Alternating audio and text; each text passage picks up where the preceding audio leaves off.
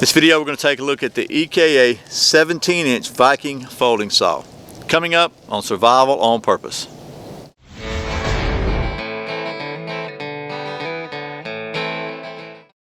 Welcome back to Survival on Purpose. My name is Brian.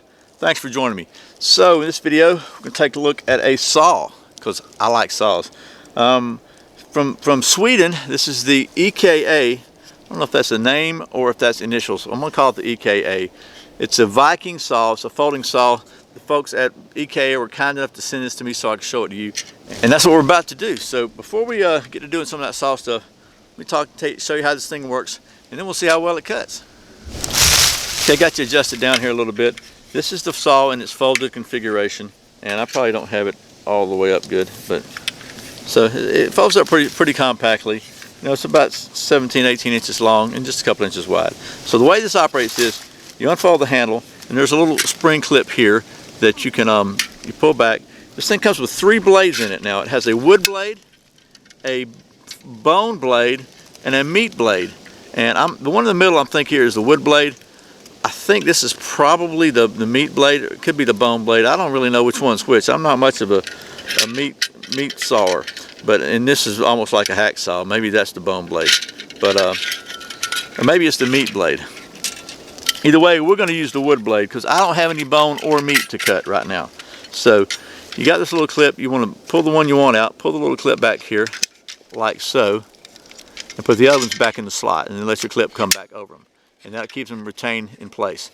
Then you fold the blade back around like this, and it's got a little slot here to put it so it goes back in and it comes back to here. Then inside the handle there's a little tab. Hook this on here like so. Now you can see it, I think. And then when you lever it back, it just tensions everything up and it snaps into place. Then you wind up with a little triangle saw. About the same dimensions, honestly, as a spin saw. So you're going to be limited because of the back of the blade as far as what size diameter wood you can cut. But you know, it's going to be as good as most saws of this range, I think, as far as that goes anyway. Now let's take it over to some wood and see how well it does that saw stuff. Okay, so I got about a 2.5 inch piece of wood here. We're going to try to cut through that and see how, you know, just get an idea about how long it takes.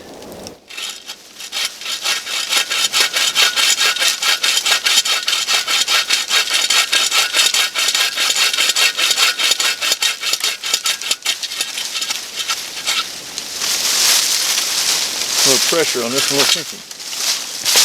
Honestly, not bad. We'll do another one just to be sure. That's pretty good, actually, though.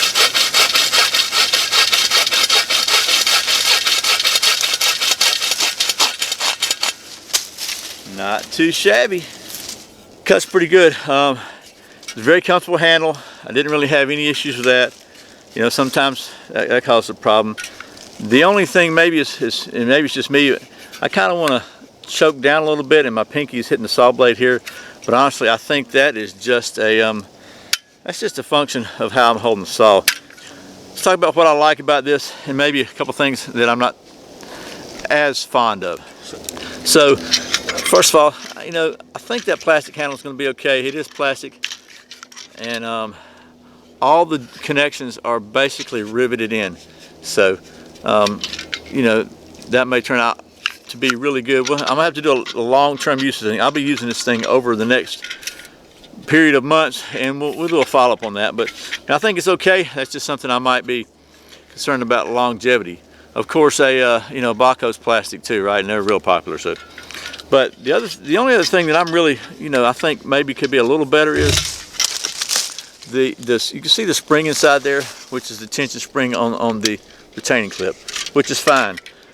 What I've noticed is when you go to fold this back up, you really have to pull the, if I can do it on camera, you have to pull the other blades out because they kind of get in each other's way when they're trying to go in. The other thing I've noticed is you hold this clip back here, you got to try to get them in between the clip here like that.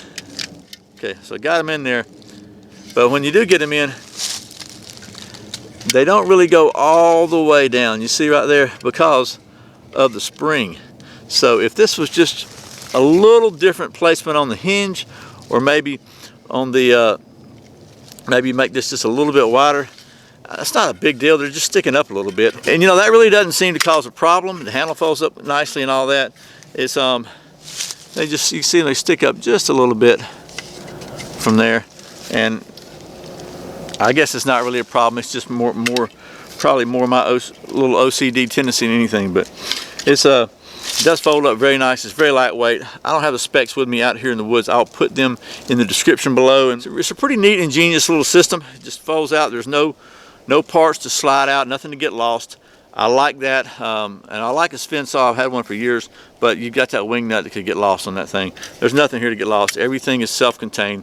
I like the fact that the blades are replaceable, and it tells you how to replace them. You just basically just spread this apart with a screwdriver or whatever. It's just friction fit and put new blades in. So that's a good thing too.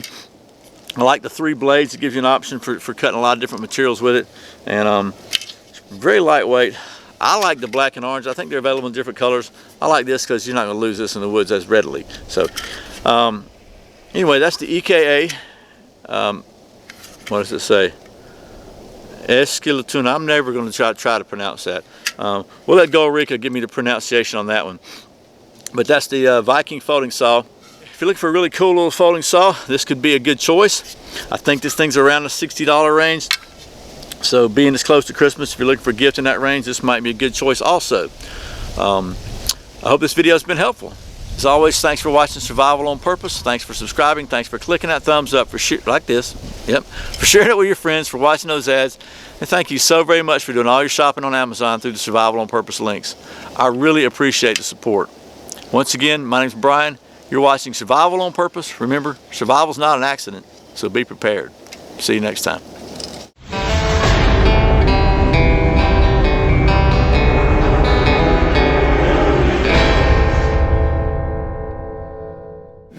That plus the spring prevents this handle from folding up.